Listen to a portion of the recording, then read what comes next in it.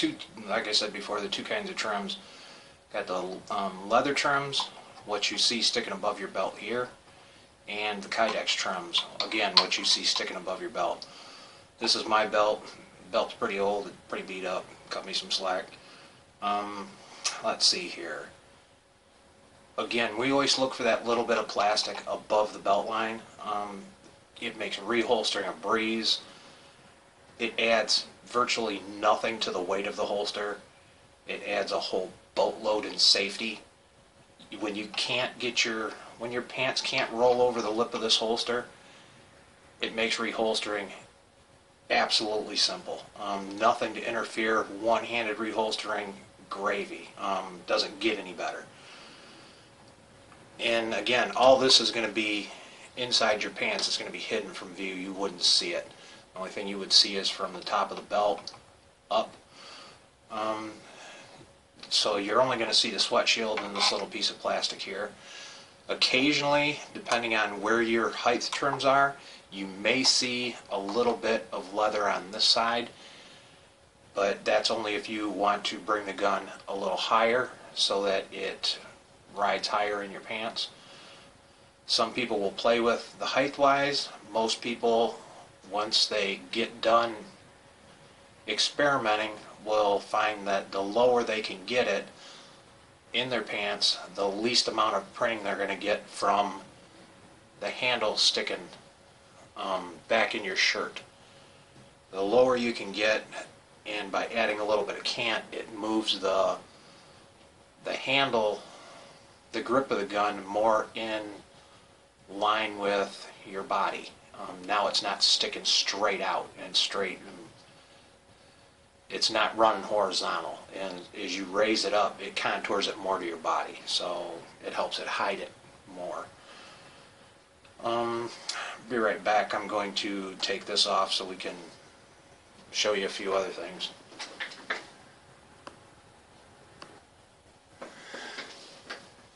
Okay, we're back. I want to show you about the trims of the plastic and the guns in the holster. Gun's clear. When you holster the weapon, you should see no exposed trigger area. This one has the light, so it's a bit bulkier. Where's my other one's way over there.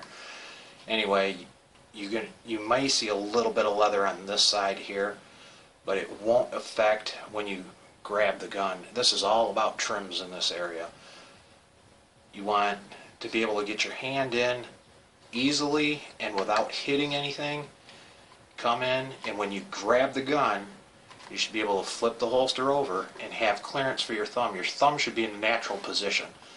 So when you draw the gun out of the holster, you don't have to reposition your thumb. That's important. You don't want to have to keep re-gripping the gun when you draw it. It's just silly if you have to. I mean, it's one more step. You want to be able to grab the gun, draw it, and use it. Reholstering is the same way. You don't need to be able to, shouldn't have to fumble with it. It just should be draw the weapon, holster the weapon. I mean, it's not immensely complicated. So, just one more thing you want to look for is how easy you can get into it, and whether or not you can grab the gun, draw it, and if you just want to make sure you don't have to move your hand around once you draw it. You should be able to draw the gun, come up with your other hand, and you're ready to rock. So, just thoughts. It's the way we design holsters. It's the way we want you to be able to use the holster. I mean, it shouldn't be a juggling act. So, that's trims as far as that goes. Again, you can see the whole barrel's covered. You can see the angle of the trim on the top in relationship to your slide. You can see everything's covered again down here. It's a little odd looking with the light on it. So by eliminating all the leather you don't need, it makes things more concealable. As far as the big bulky ones go, think about it this way. Your body's not flat. Your body's a compound curve, especially when you get into the lower area around your butt cheeks. It's like trying to wrap a piece of notebook paper around a basketball. You can't do it without it wrinkling. By eliminating all of the leather down here, you won't get those wrinkles. You can see on my old holster, there's no wrinkles, there's no puckers. Because there's nothing down here that has to wrap around. Once you cut all that away, there's no need for it to pucker. It just wraps around nice and smooth. So, the more you can eliminate, the better off you are. The large sweat shields on the backs where your grip is, if you ever go to a PD or IDPA match, watch some of the newer shooters that have those large sweat shields back there. They tell you about how comfortable they are, and I can't even, I can't feel the grip of the gun on my skin. And then you watch them when they get a little bit of pressure on them. Now this is only an IDPA match.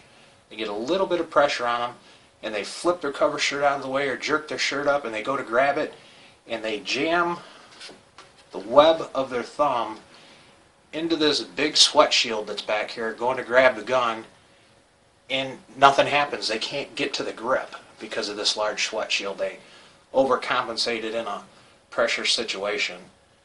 So we just eliminate it. There's no need for it. If your grip of your gun affects your skin, you got two choices.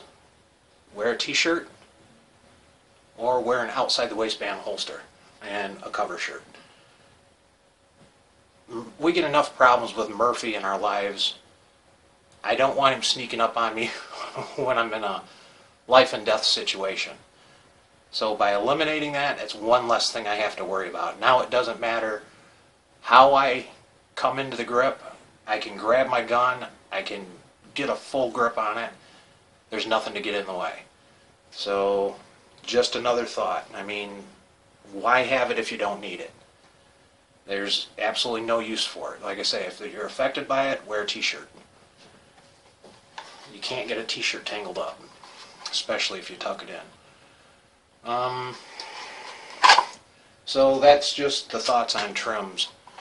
Things to look for in the trims is the clearance. Make sure you can pop your gun in. You can get your whole hand on the grip in one shot, no fumbling. Make sure you have clearance back here for your thumb, so your thumb is in the correct position. It's not on top of the leather, pinching the leather between your thumb and the grip.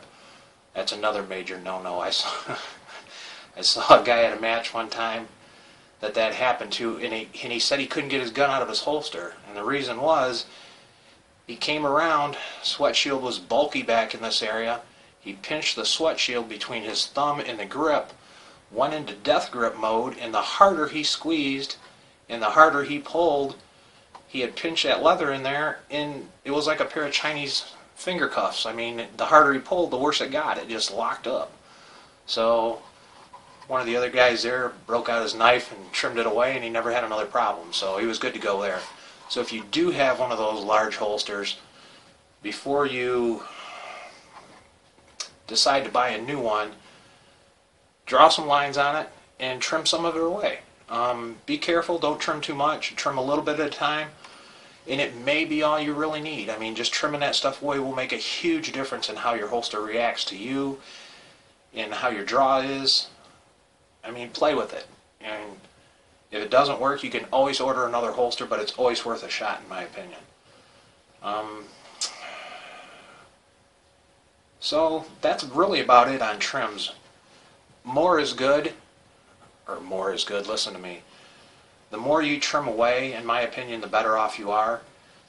I try to keep just enough sweat shield back here so that the rear sights and stuff, I'm 5'8" and 200 pounds. And I don't want my fat rolls getting tangled up in my rear sights. That's the main reason this piece is here. This piece also makes reholstering easier. There's not a big learning curve with holsters, I mean, face it. Once you practice draw 100 times, you can pretty much do it. Empty guns, people. Make sure they're empty. I know I'm preaching to the choir, but safety's everything.